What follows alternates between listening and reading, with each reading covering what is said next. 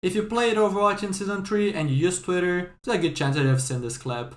And yes, Genji got some unfair nerfs and Mercy crit heals with Ana nade was very broken. What can we learn from this clip? And my answer is a lot. So let's talk about timing, expected value, and patience. So, what are the problems with this blade? Good outplay on the slip. However, notice how the team, Brig, rallying, main, Ball sliming main, your team is probably focusing the Winston here, and then, sure, you have a little bit of rally, but it's 1, 2, right? 3 with the Cassidy. And your team is not pushing here. Your team just killed Winston, and basically everyone went on him, but you here are pretty much alone, and these players have basically full resources. So, as much as your team was pushing, your team was not pushing with you, your team was pushing in another front. You decided to go away from them and do your own thing here, and you thought that you could do this, and you did outplay the sleep. But you're expecting too much out of this play.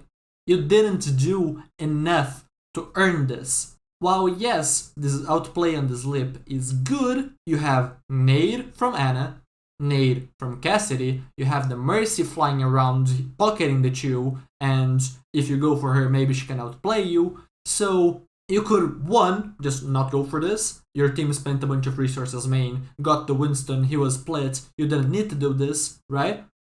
2, notice that you wouldn't get value from this play after she used nade and tried to back up. Let's see.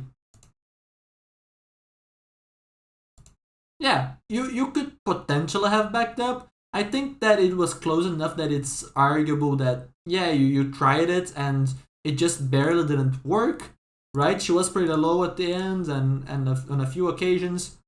But my main problem with this is that, 1, there has been no cooldowns baited from these enemies, right? Ana has full resources, the Cassidy has full resources, right? Where's the roll? There's the roll. Creating some distance, right? The Mercy is just flying around with low cooldowns. Then the Ana had both of them, and you only outplayed 1.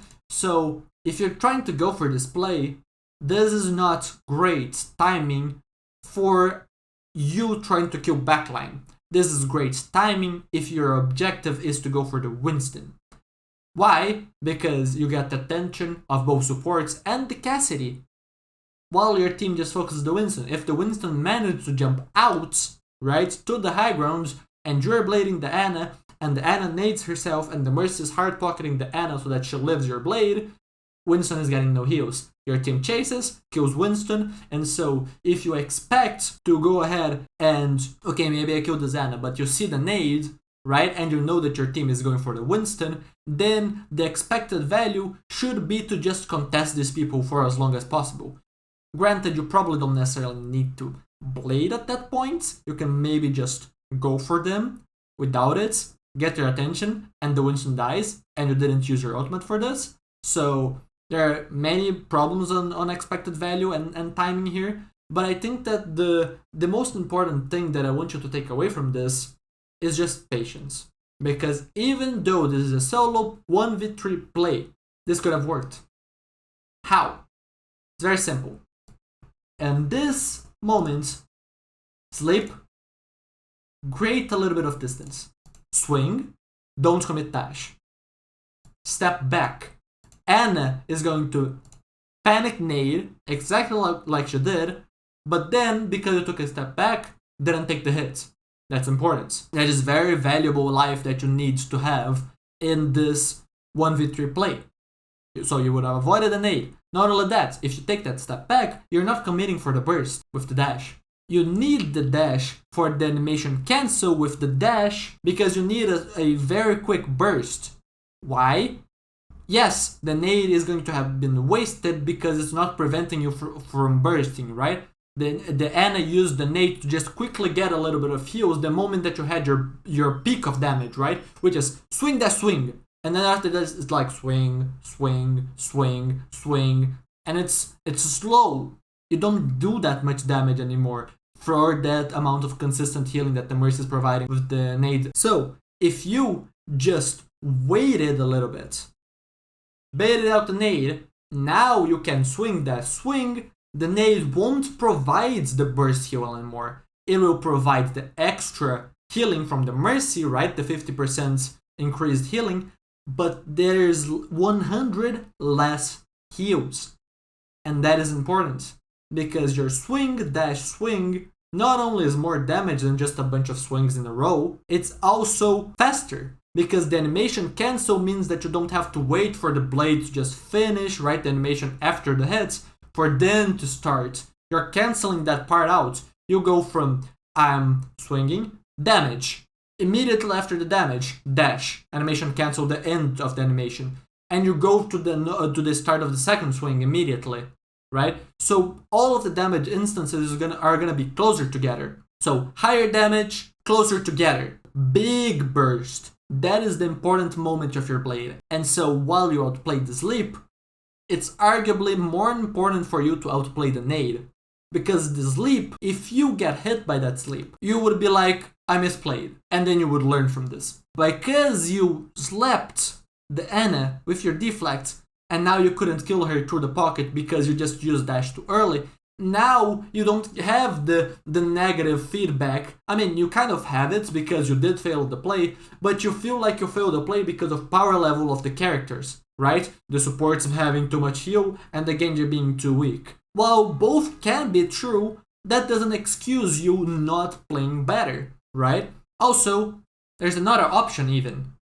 Talked about killing the Ana first. Why are we killing the Ana first? If the Ana is nading herself because you slapped her with your outplay on the deflect, then the massive heals are gonna be on the Ana. So what if you suddenly swap targets to Mercy? The Mercy is close to you.